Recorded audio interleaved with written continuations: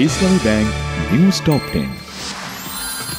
মিথ্যা অপপ্রচার চলছে বিএনপির বিরুদ্ধে বলেছেন মির্জা ফখরুল। কিশোরগঞ্জ জেলা বিএনপি সম্মেলনের উদ্বোধন।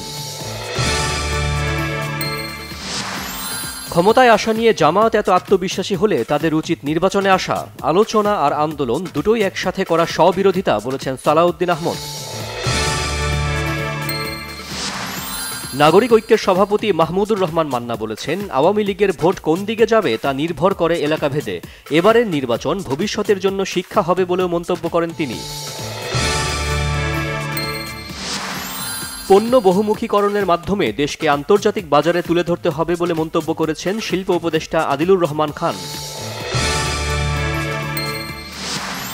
চুয়াডাঙ্গার জীবননগর উপজেলার উথলিতে গরু বেচাকেনা নিয়ে পূর্ববিরোধের জেরে দুই ভাইকে কুপিয়ে হত্যা করেছে প্রতিপক্ষ। সাতক্ষীরায় পাওয়ার গ্রিড লাইনে আগুনের ঘটনায় জেলা জুড়ে বন্ধ রয়েছে বিদ্যুৎ সরবরাহ। ব্যাহত হচ্ছে কলকারখানা, ব্যবসা প্রতিষ্ঠান ও দৈনন্দিন কাজকর্ম। রাজধানীর যাত্রাবাড়িতে এসি বিস্ফোরণে একই পরিবারের 4 জন দগ্ধ, 3 জনের অবস্থা আশঙ্কাজনক। পোল্যান্ড, রোমানিয়ার পর এবার এস্তোনিয়ার আকাশসীমা লঙ্ঘনের অভিযোগ উঠেছে রাশিয়ার বিরুদ্ধে।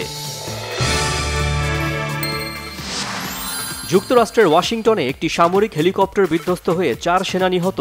নিয়মিত প্রশিক্ষণ অনুশীলনের সময় ব্ল্যাক হক হেলিকপ্টারটি বিধ্বস্ত হয়।